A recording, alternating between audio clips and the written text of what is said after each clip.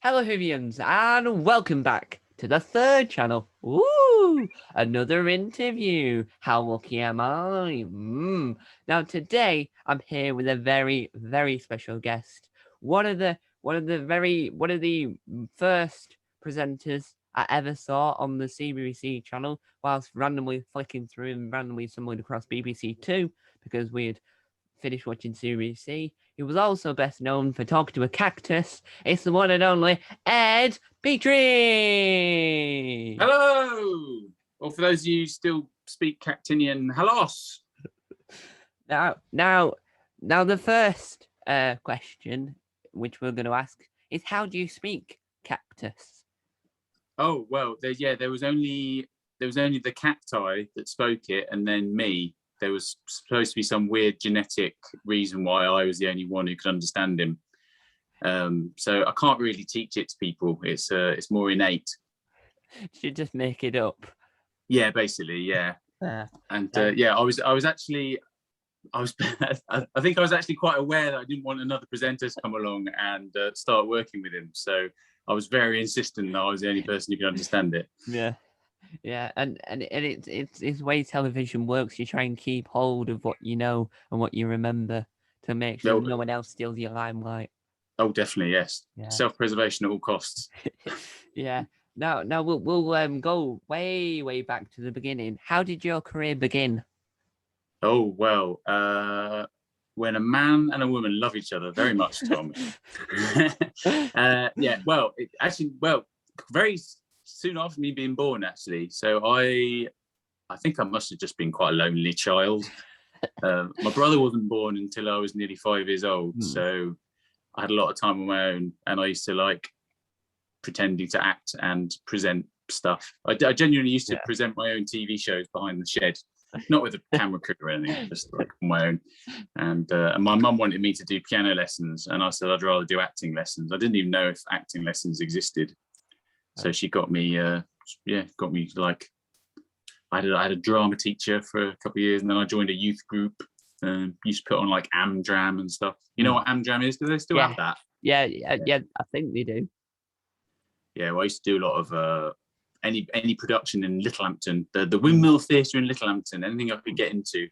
I used to do any adult shows I could get a part in. Yeah. As like young urchin boy or whatever, and then I used to do youth club stuff as well. So yeah, that's where it's all started, I guess, with a very, very talented drama teacher down there called Michael Edgley. Sadly passed, but he was a proper old theatre lover. He used to work in the West End and stuff. Big inspiration to me. Yeah, and then how did that develop into you going on to being this British famous megastar? Oh, yeah. I mean, famous if you were watching CBBC between the years 2007 2010 maybe. But it's a type of fame I like. You just get bothered by a very small amount of people, which normally somebody serving me a pint in Wetherspoons, and it's an absolute pleasure. But I'm sure if you were like Brad Pitt, it would maybe start to get annoying if we were hounding you all the time. Doesn't happen to me. I did loads of drama at school and stuff. Then I did a drama degree, and then I lost my confidence a little bit and got a job working behind the scenes in telly. I was like a runner, serving people tea and stuff like that. Because I thought there might be like more opportunities that way, but I was just massively jealous of the people put in front of the camera. So after a year or two, I started, just because I didn't really have a career plan. I just knew that I just was missing performing. So I started doing stand-up comedy. There was a very, very big stand-up comedy scene in London at the time. So basically every room above a pub had a comedy night, because it was before YouTube came along with all the comedy on there and stuff. So people who loved comedy were really hungry for it. There wasn't a lot of it about. They didn't even have stand-up on TV at the time, weirdly. There was this weird idea that it didn't work for some reason. And then the Apollo came along and smashed that idea to pieces. I went up to the Edinburgh Festival with a couple of guys you probably haven't heard of, Greg Davies and Rod Gilbert. Oh, they're fantastic. They're one of the people that thrive at festivals. Yeah, no, I mean, yeah, Greg, because after that, Greg set up We Are Clang with another mate of mine, Steve Hall, and Marek Larwood, who's another mate of mine, who used to get on Ed and Oucho quite a lot, actually. In fact, we got all of them on Ed and Oucho at various times. He did We Are Clang with them, and then he did loads of solo shows and stuff. He went down the adult route, and then my agent, so I picked up an agent at Edinburgh. My agent sent me to an audition at Nickelodeon, which I nearly didn't turn up to because I was telling rude jokes to drunk people in pubs at the time. I was like, why on earth would you want me on a children's TV channel? But I think that's why they gave me the job, because I turned up a bit like, why am I here? And in my audition was Andy Day. You know Andy Day from CBeebies? Yeah. And you could tell he really wanted the job, and he'd come really well prepared. I think he had a song and a dance and all this stuff. And I just came up terribly prepared with nothing, looking really disinterested in the whole thing. And they gave the job to me. And I remember feeling really bad for this really enthusiastic guy who clearly deserved the job more than me. And then when I started at CBC 3 years later, he was there working at CBeebies. And I was like, oh, thank God. I felt so less guilty. Yeah, because for Nickelodeon after after I got an agent at Edinburgh. Yeah. But I worked as a runner and then a researcher in telly for about 3 years, and then I got very cocky and decided that it was far too hard trying to maintain a relationship with a girlfriend, work in telly, do the stand-up as well. So I decided to quit my job in telly. I was working on They Think It's All Over, which was a big panel show at the time about sport, which was a good break to have, actually. And I threw it all away, and it was a really stupid thing to do, because I spent about 1.5 years, 2 years temping, handing out flyers in railway stations, because I was only earning about 50 quid a week from comedy. I wasn't getting that many paid gigs. So luckily that gamble paid off. But it could very well not have done. Might have been knocking myself for years to come. Yeah, and then from you being a runner, did that help you learn the experience you needed to go on to being on TV? Yeah, in some ways, I think. I think it made me a bit less scared of it as an industry. It didn't seem so daunting. You know, as everybody behind the scenes was, and I made a few useful contacts. I got on the office. I mean, which was the company that at the time was making Ali G, Alan Partridge, Big Train. So there's all sorts of people coming in and out the office all the time, and they made Smack the Pony there as well. And I got on quite well with the crew of that, so I got a job on that as a runner. But then they started giving me like little parts in it as well. So that was a great thing to have on my if I was doing a gig in Salisbury or something, Ed Petrie from Smack the Pony looked quite good. So it was still a useful thing to do. And then because a lot of you hear a lot of like stories about people starting out as runners and turning into TV. And then how did you actually get the job working at CBBC? From Nickelodeon. Yeah. Well, that was I made a little show reel, so I just like cut together stuff I'd done at Nickelodeon that I was proud of, and then I gave it to somebody who was working at Nickelodeon who also worked at CBC. I mean, and CBC are always looking for new people, luckily they got me in for an audition for a show that they were doing called The Wonderful World of Weird, where I would they told me I could dress any way I liked for it, and so I decided to dress up. And I don't know why I chose to do this, but I decided to dress up as a ringmaster with a red coat and a top hat. I love dressing up. I didn't really it took me a long time to be comfortable in my own skin. I much preferred, I suppose because I came from an acting background, much preferred like dressing up and pretending to be other people. So and it felt quite daunting going to the BBC. So for some reason I felt the need to dress up like that. But we filmed it at the Elstree Studios where they make the Muppets. Oh yeah. Well, they used to make the Muppets, which was dead exciting. And I think we had, was it 50 kids or 100 kids in the studio? There was a lot of kids anyway. Wow. And some really established presenters like Otis and Jake Humphrey. And it was a show where they were like talking about stuff that was weird, and the kids had to like run around in the studio and stand next to the presenters that they thought said the weirdest thing. Didn't get another series. No, We got my foot in the door. it sounded like just a way to get children to give them more exercise. They've been watching too much TV. That was probably ahead of the curve actually in that respect. Yeah. Although I think we were feeding them loads of Haribo as well, which we'll probably frown on now. Yeah. But with I'll go a little bit of a tangent for a second. But with children's TV, I feel like the children watching them have turned into more of a they have to be there and they have to do certain things rather than what they used to be, where they used to actually enjoy themselves. Because you've appeared on the Dog Ate My Homework several times, and I feel like the children audience there don't want to actually be there. They're there because they saw it in an advert. They thought, oh, that would be nice there, and they've been told to clap and cheer and woo because it seems fake. Did you get that atmosphere when you recorded the Dog Ate My Homework? No, I don't think so. I think I mean there might be less kids that watch CBC now than they used to, so they might be a little bit more confused as to what's going on, or just warming up to it all, because there's no denying, it is television is everything's like fractured now, isn't it? There's so many different channels, there's so many different things to do on the internet, there's so many games you can play now. Children have their attention spread a lot wider, so none of us in kids TV under any illusion that it's not like the old days when things were considerably better than they are today, Tom.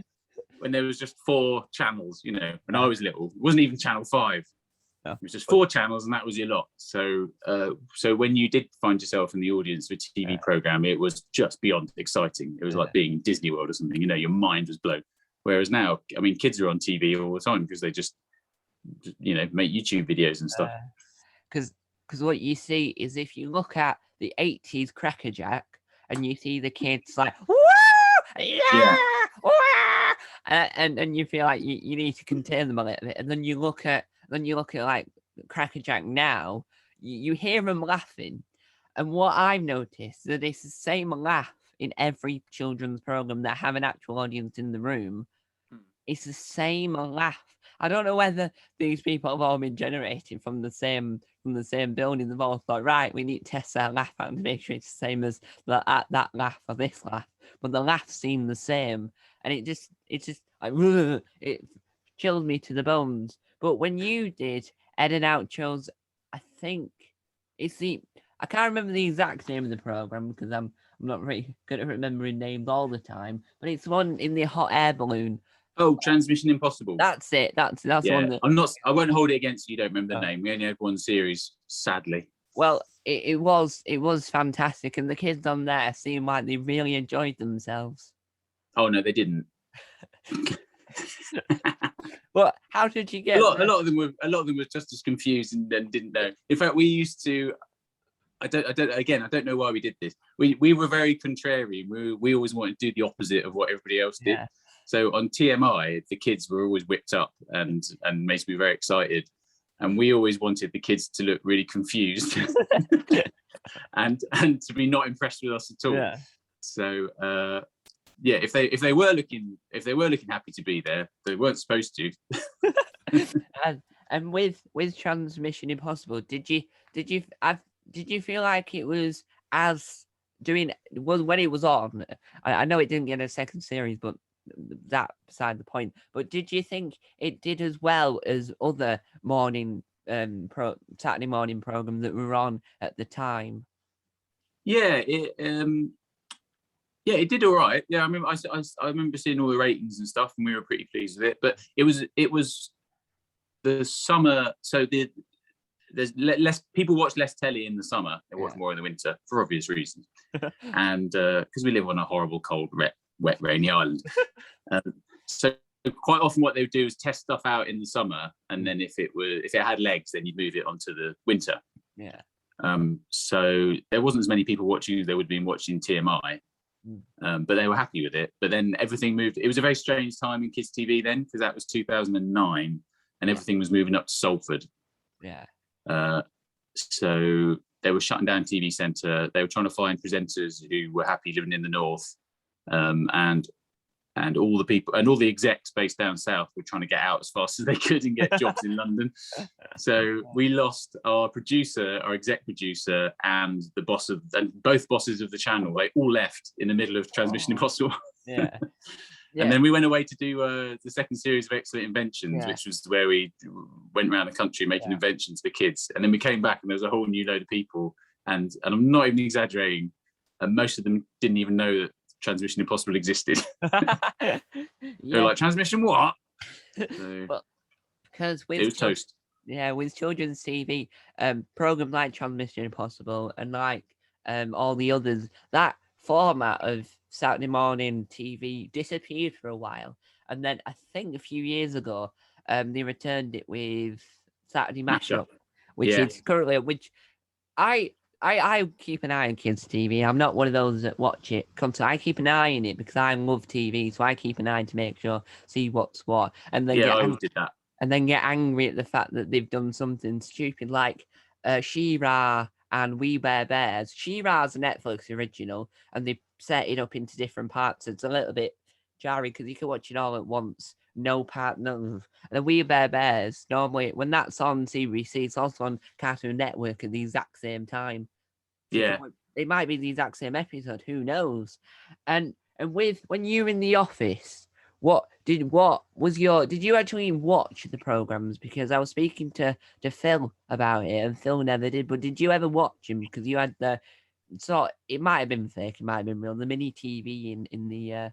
Yeah, you have it on. You call it the monitor, but it's just TV. You have a TV on the corner of what's actually on air. But you don't normally have the volume up because you're too busy pooing your pants about what's coming up next.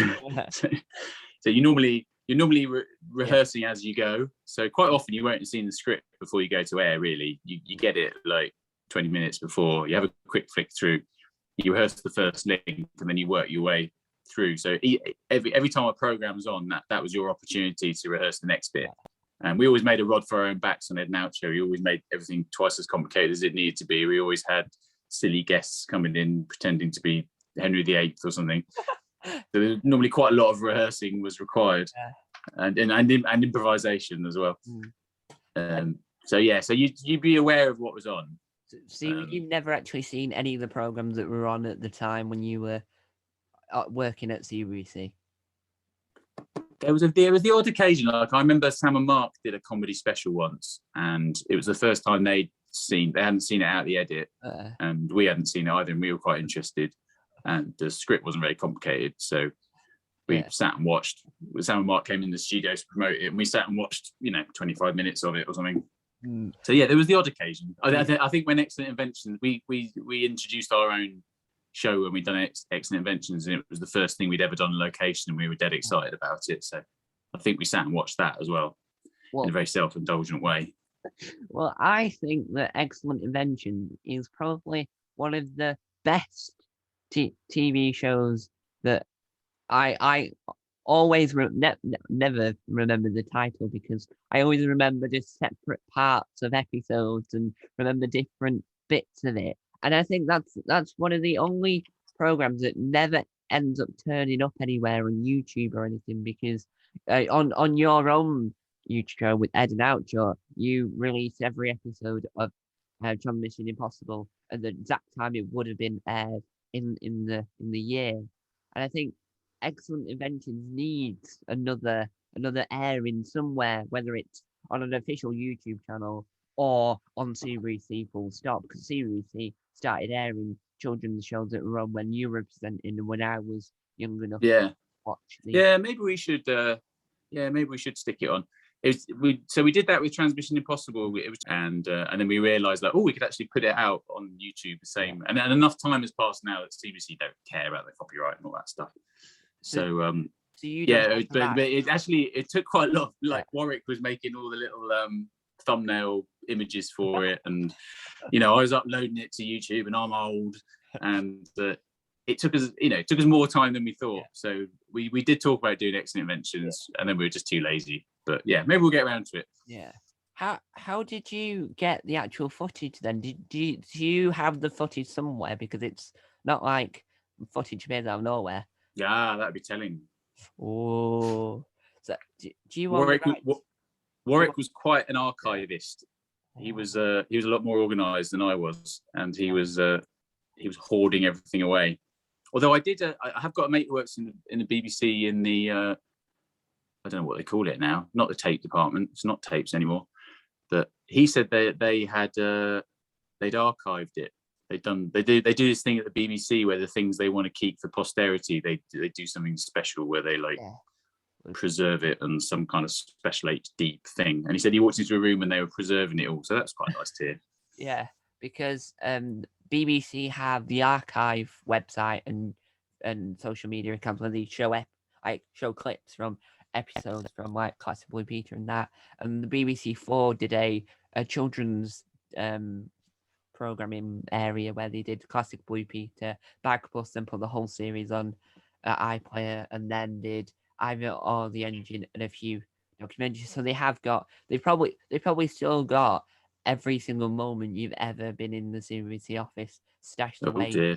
They've probably got it categorized by years, like from the beginning, like the 1950s to 2017 or something. Yeah, well, they haven't got the digibeaters. I know that because they recorded over all those. It was still they'd keep the programs, but any of the live stuff they just recorded over it. So I think a lot of that might have been lost. Well, a lot of your your bits without show and bits where you were like arguing over of Ginger and just been a little bit. Oh yeah, Ginger Day. Yeah, and all of that has been archived. Someone got this and archived onto YouTube, and then obviously some people have like done part 1 and part 2. Then I decided to compare them together to add them onto my third wonderful YouTube channel. So there's a whole bit of you and outro from start to finish. We're none of the programs involved because they've somehow cut them, but I had robbed it from YouTube and then uploaded it as like one big part, so then people could watch it in. Oh, good. Well, there can never be enough Ed and Outro on YouTube as far as I'm concerned. So. And now speaking of Ed and Outro on YouTube, where did the idea come from to bring Ed and Outro back to life when you did your little sitcom type thing with Diana Morgan? Well, we. Do you mean Gemma Arrowsmith? Yeah. Marek was in it as well. Actually, Marek Larwood. He played a burglar. Yeah. Well, so we were on air. It was September 2007.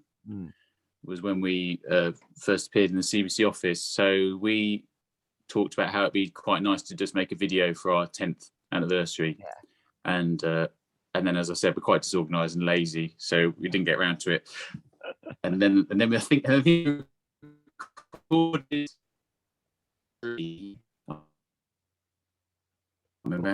You frozen? No, we were 2 after about a year, and then they came out quite well. So we thought, we'll do another 3, and we'll put it all out in a week. And then by the time we'd done all that, about 12 years had gone. About 12 years had gone past. It took us about 2 years. We were both quite busy at the time as well. Yeah. So we decided to celebrate our 12th anniversary, and we put out 5 little videos. But it was mostly because we love it, because it was my first big break on the BBC. Yeah. It was Warwick's first big break in puppeteering, and we still find it really easy to just riff and write stuff. And I still, when I'm walking down the road, I'll still have ideas for Ed and Outro, because we used to be involved in the writing. So I made life very difficult for the presenters who came after me, because before then, the CBC presenters just used to rock up in the afternoon and present the TV and go home. And they used to ask them to watch some of the programs in the morning in the office if they could, so they knew what they were talking about. Yeah. But I wanted to be involved in the writing as well. So we used to have a writing meeting at 10 o'clock, and we'd help write the show that was going to, or the afternoon that was going to be on in like 2 days' time. So I kind of doubled the required hours for presenters, and then they used to make them be in writing meetings. I don't know if they still do, but for a good 5, 6, 7 years afterwards, they had to be in the writing meetings. Used to really annoy Ian and Phil. Yeah, because they used to improvise a lot more. It was obviously we had to be scripted more because the cactus doesn't speak English, so you had to be involved, so you knew what to make up. Yeah, exactly. We needed some sort of script, whereas Ian and Hacker used to riff a lot more. So they used to really resent being made to be in the office early. Yeah, and when you were going to do the anniversary, I liked how you subtly promoted it within Chris Johnson's podcast, Out the Broom Cupboard, because that's what made me excited for it. And I had headphones on, and my headphones almost fell off when I heard that you were coming back. And I was watching it, and I was going to do reactions to it. I only reacted to the Cardigan one, and then I didn't react to the others because I'd already seen them earlier that morning. So no point reacting to them again because I've already. Oh, that's really sweet. Because me and Warwick, we were both quite obsessive as children. So he was completely obsessed with the Muppets, and then I was obsessed about several things. So when we were making Ed and Oucho, we were always aware of the people or children who would be like we were when we were children. Yeah. So we would always be thinking about the uber fans, of which there might be, I don't know, 10, 100. But we were very adamant. Like, if Oucho had said that he didn't like Anne Robinson in September 2007, in 2 years' time, he couldn't say he watched The Weakest Link.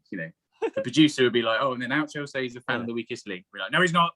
No, we had a whole Bible written out just for people like you, Tom. Yeah, I think not Otis. I think Oucho needs to do a video where he reacts to Anne Robinson and Countdown, just so he can get his opinion. That'd be a good idea. Yeah, that would just be reaction videos. Yeah, but not a. Yeah, but I don't think cactuses understand Countdown anyway, so I think he'd be lost on him. His spelling is terrible. Yeah, but what would you call the fan base for Oucho fans? Because you've got Hoovians, Potterheads, Trekkies, and everything. And would you have cactuses?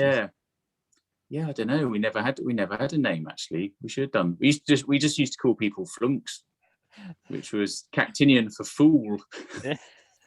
The Fools Club. It could be now deemed as sort of like you could own the copyrights for it over Stephen King because he had the Losers Club in it, I think. Yeah. Yeah, so you could technically hold copyright and then get a lawsuit. Well, I've managed to avoid those so far, so maybe I'll go with my own one. Uberflunks? How about Uberflunks? Bit of German and Cactinian. Yeah, and now you didn't just spend all your days playing with a cactus and couldn't speak any English whatsoever. You also had your own adventures in a program that did very well, and then I think did very well for it, and then sort of did very well as it's gone into the way CBC's gone now, and then the modern age is the one and only All Over the Place. Where did that begin? Well, interestingly, if you're an Ed and Oucho fan, it began as an Ed and Oucho show. So when we were on the second series of Excellent Inventions, we decided we loved Excellent Inventions, but it was very knackering to make and quite complicated. And we decided we wanted something a bit easier, but where the same team got to work with each other.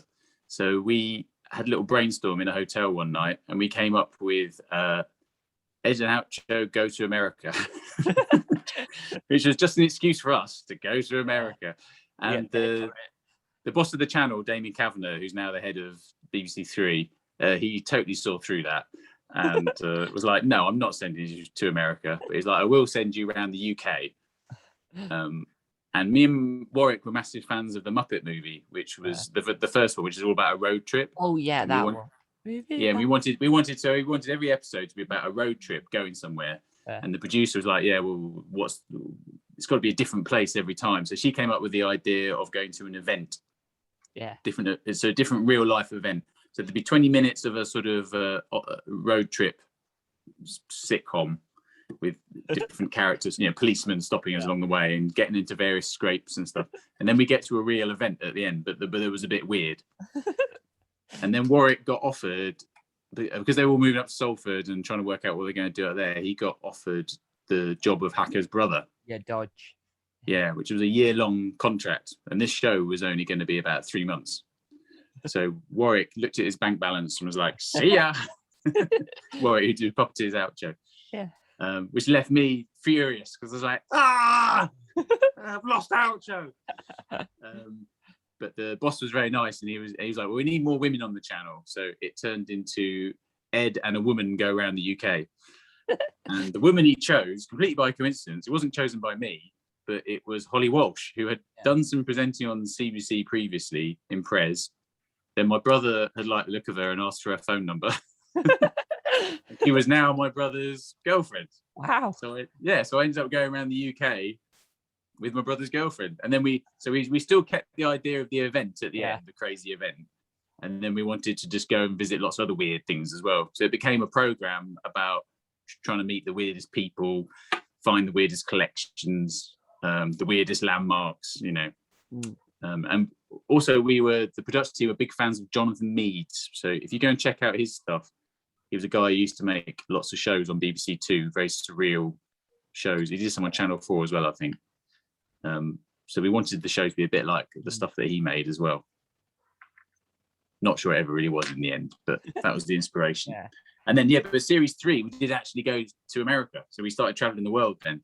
Yeah, just did get to America in the end. Yeah, your dream came true. You get to get paid to go on holiday. Yeah. Yeah, and I think All Over the Place worked really well because I think the more series you did, the more like, so with The Office and everything that was on the channel, you got to have people that run the channel at the time. So you had yourself and then many other people. And then the last series that I don't know when it came out, but the last series that I saw where you were still on it, which is makes you still out there, makes you still popular with the young kids today. But it also meant that you could introduce them to the cast, to the new set of people that are on TVC, to this format that people my age would watch back and think, oh, they're now on it. And then, like, for instance, I think they're called Max and Harvey. I think they were on the latest series because they're part of the new roundup. So like, yeah, they're great. Yeah, they're really funny lads. And was that the plan originally, to have like each time you had the latest set of CBC? No, it was a complete accident. So, and it was the result of an accident. Yeah. So we shot about half of the series of series 1. And then Holly Walsh had an accident in filming and broke her arm at the Worthing Birdman competition. And she was out of action. Yeah. So we had to find some way of finishing the series. So we just stuffed it full of presenters who were available on CBC at the time. So we had Dick and Dom and all sorts of people in it. And I didn't think we were going to do another series after that, because I was like, this has gone so wrong in every respect. It was supposed to have Oucho in it. It didn't. Then we smashed up the arm of my co-presenter and I had to get loads of people in to fill in. But the boss loved it because he was like, oh, this is a way of getting all the faces of the channel into one program. Yeah. And it actually gave us a lot more longevity because, even if you thought I was old and boring, we could put loads of like younger presenters who were coming up. Like series 2, I was presenting with Kel Spellman. He was 15 years old at the time. And I think I was about 32 by then. Now I was old enough to be his dad. Yeah, but now he's famous. He's out there on Cold Feet and Radio 1. He's everywhere. Yeah, well, some of the people I work with. Well, Ian's the voice of Love Island now, isn't he? Mm-hmm. Yeah, and Neil also has his own panel show on a Thursday night. Yeah, Celebrability, which I think you should go on. I'm trying to think who else we had on. You had Johnny and I now. Loads. Yeah, yeah. They were. I mean, even people like Gemma, the swashbuckle pirate. She was in series 2. Gemma Hunt. So now moving away from All Over the Place now to another one of my favourite programs of yours is how did Marrying Mum and Dad come about? Oh yeah, that's it's one of my favourites as well. It's changed my life actually, that show. So that's the only show I've done at CBC where I was just like employed as a straight presenter. So all the other ones I helped develop them. Yeah. But that one I just had an amazing exec called Ninda Billing come up to me, and she said, "Oh, there's this show. Damien's really interested in it. Here's the pitch. We'd love you to do it with Naomi because you had such good chemistry on Blue Peter when you were on together. And I looked at the pitch document and it said Marry Mum and Dad, a show with Naomi Wilkinson and Joe Swash. And they'd forgotten to take Joe's name off it. Yeah. So I was like, yeah, you can flatter me all you like, well, I know what you're up to. I'm your second choice. Yeah, so I think they just put me on it because I was around. Yeah, and yeah, and again, it was one of those things where I thought to myself, I think this is going to be one for like the mums and the daughters to watch together. I don't think boys will want to watch this, and I thought it would probably be really difficult to make and last a series or two. And it was just incredible. So many kids of all genders and ages seem to love it. Mums and dads seem to enjoy watching it. Get amazing feedback from people because it's about the thing that's most important to people in the world, which is family. And it genuinely changed my life because I was always a bit cynical about weddings and like, boring weddings, and now you enjoy them. Oh, I used to love the ceremonies because we always had these humanist ceremonies because the kids want to get married on top of a mountain or something. You can't have a normal civil service. And part of a humanist ceremony is they tell the story of the couple very often, the story of the couple's life. And I'm just really nosy. So I loved hearing how these people met and all the funny stories about them. And I loved it so much, I started training to be a celebrant myself. So now it's my little side hustle. As a hobby, I do weddings. You were mentioning it on the Out of the Broom Cupboard podcast. This is not sponsored by them, but if Chris Johnson's watching this, sponsor this because you'll probably you won't earn any money from it. Have on the money, I think. I don't know. Yeah, Chris, give Tom loads of money. Yeah. Flint. We'll work together, Chris. I've tried to chat to you because I know you do that Twitch thing, but you never talk to me in the chat, which is quite sad. Oh, you meanie, Chris. You're such a bully.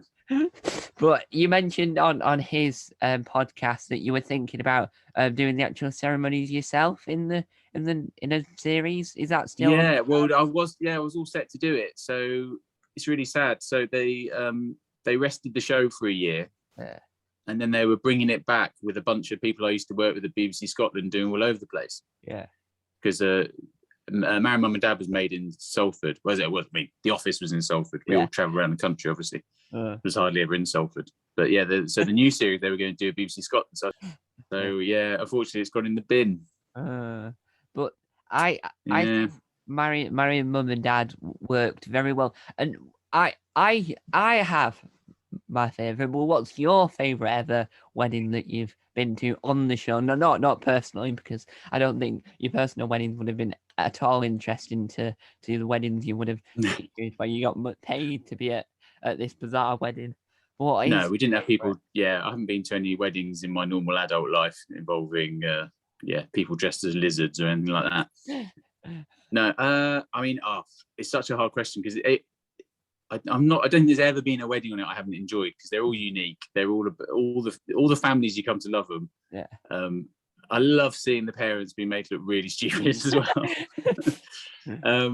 I think my favourite was probably Paris. Yeah. Because I managed to convince them that I should be a mime artist for it. So I got to go to Paris and I had no lines to learn. I just spent my whole time going in a box. I couldn't believe I was getting away with it. It was a great day's work. Yeah, my favorite, because if you can tell, you can probably work out where this is going. But my favorite was the Doctor Who one because I'm a massive fan of Doctor Who. So I'm watching that, thinking, well, I would have done that. I don't think my brother would have agreed, but I would have forced him to maybe do that.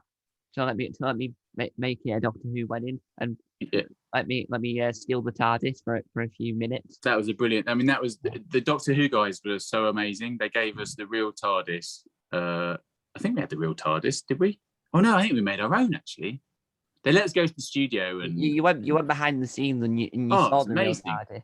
Yeah. We saw all the real stuff. I was so jealous. Real Daleks and all that. Oh, it was brilliant. And the Doctor Who makeup artists put me in like a proper alien face mask. That whole like Hollywood hours. I love Yeah. being in makeup. I love having like people pampering me. Yeah. And I spent about 3 hours having this makeup put on. Yeah, the That was Doctor Who great. makeup artists are fantastic. If you look at like all the CGI ones are just tennis balls to the actors, but the actual costumes that the actor actually put on, they just look incredible. And when you saw it in Mummy, Mum and Dad, you thought, oh, is that the actual character? Is no. Oh, and then you realize later on, you remember, oh, you're not watching Doctor Who anymore. You're actually watching a program about weddings. It just looks so realistic and so incredible. But was it really interesting to see how the kids were thinking? What went through their minds when they got the choice to come up with a wedding? Because it isn't the first thing a kid thinks of, wedding. Yeah, the first series, we were kind of expecting the kids to plan absolutely everything and have the ideas for everything. And we realized after a while that's quite a big ask.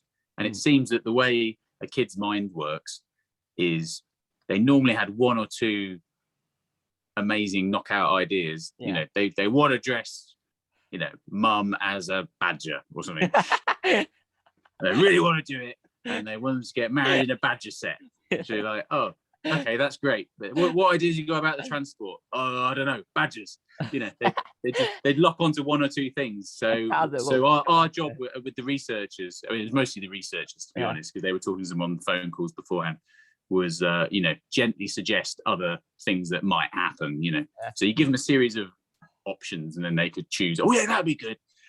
You know, and then at the end of it, they would have felt like they developed the whole thing themselves. But yeah, they always had like one or two things they were really passionate about, but not necessarily the ability to plan every single facet of it. You know, it's a big ask. Yeah, because you can't say the owlway is going to be like a dead badger, and the chairs are going to be made out of real badger fur, and the car's going to be a badger head. Because you can make. And then we're going to drop 50 dead badgers on mum and dad. Yeah, and when they say I do. Yeah, and we're going to get live badges to hand them the rings. Yeah, we did have an owl. I remember coming with the rings once. Yeah, I think that's the closest we got to that. I mean, owls are the ones that are actually sensible animals to do that, because they're sort of like trained now to grasp on someone's arm. So they're the easiest animal to get to it, because you can't get like a crocodile to say, here's the rings. No, but that's probably what Steve Baxter had at his wedding. Oh yeah. Well, Steve Baxter probably had Bear Grylls, a bear, and then anyone else that was involved. It probably had Steve Irwin's son, if I'm saying that, the Australian bloke, right? Yeah, Steve Irwin. Yeah. They probably had his son there that actually had the because he's best friend. Steve Irwin's son's best friends with crocodiles now. Is he? Yeah. He was on. He was on. That's going to end in tears. It was on a program with Russell Howard where he said, right, I'll show you what to do, and he hopped in the water with the crocodiles and then started like stroking his head, and then realised that the crocodile was getting a little bit angry, so quickly hopped out and walked a little bit forward. Don't do that. Yeah. Would you ever host a Steve Baxter type program, or have you got too much of nerves? Well, I've had little taste of that and all over the place. We've done some animals, and I was in the water with some crocodiles, but I was in the cage, and there's absolutely no way I would do what Steve Baxter does. No, I think the man's mad. Well, I think Bear Grylls is even worse, weeing and drinking his own urine out of snakes. Yeah, I think the closest I got, I ate a pig's brain on all over the place. But I mean, Johnny Pitts, who was a long-time presenter on All Over the Place, he used to say that All Over the Place was like Blue Peter's naughty younger brother. And part of it for me was, you know how on Blue Peter they're always really enthusiastic about everything. Come on, kids, you can do this. You know, my thing was, I don't want to do this. And I very much felt that with a lot of the animal stuff. Oh no, it's a bit smelly. Oh, I think it's a bit dangerous. I don't want to go near that. I don't want to get involved. So yeah, I'm a massive wimp. I would be like that. I mean, watching Blue Peter presenters stretch themselves to wings of of playing the nap to try and pass this baton without dropping them, I would have dropped the baton straight away. Oh yeah. Yeah. I mean, I was working with Helen Skelton when she did the tightrope thing over Battersea Power Station. I have no idea how she did that. The amount of training, the self-belief, I could not have possibly on any level competed with her. Yeah. Well, those type of presenters are they're just living in a slightly different mind space to me. I reckon you would be good in a calm environment of Countryfile, because that's what she went on. Helen went from being like a daredevil almost to then working with sheep and cows on Countryfile. Went from the high life of daredevilness to being a calm environment of a sheep. Yeah. And it's like off camera, she's probably like mud wrestling and fighting rams or something. Do you reckon you would ever move on to doing more BBC One shows, like The One Show or like Countryfile? Oh, I've hassled The One Show many times, wanting to do their VTs and stuff. They haven't bitten yet. They will, Tom. Yeah. And also, like I've got the bit between my teeth about doing a quiz show as well. I'd love to do a quiz show one day. Oh, I was thinking, because I am, I one of those people that want to be an actor when I'm older than I am, and I do drama every so often. I've been in many shows where I'm the only boy in my group, and I've had to do stuff that only a boy can do because I'm the only one there. So they maybe do stuff, and I was thinking I would love to be on a quiz show or host a quiz show, because it'd be quite fun to sit there and go, "You've got that wrong." Yeah. You're an idiot. It was so obvious. How did you get that wrong? And then say, "I've never seen this question before, but I do know the answer, and it might be yeah, but I'm not telling you whether I'm sure on that." But now drawing a close to this wonderful interview, down to the final questions before we end off, I say goodnight. Oh no, CBB's there for a second. Yeah, also it's 10 o'clock in the morning. Yeah, I almost went. You're on night shift. What program inspired you to do TV and all this as a child? Like when you were a small child, so from any age, from your first memory to when you were about 12. Oh, I know the answer to that. So, well, it's not a program though. Can I have a film? Wait, it's whatever inspired you as a child. To be fair. Yeah, it was the Muppet movie. Because in the Muppet movie, they want to go to Hollywood, make millions of people happy, and as a kid, I and also back in them days, we had a Betamax video player, and my mum had recorded about 4 things off the TV for me. One of them was Star Wars, one of them was a Muppet movie. I used to watch Arthur with Dudley Moore, all about a man who's drunk all the time. I must watch Arthur about 50 times. Completely inappropriate thing for a kid to be watching.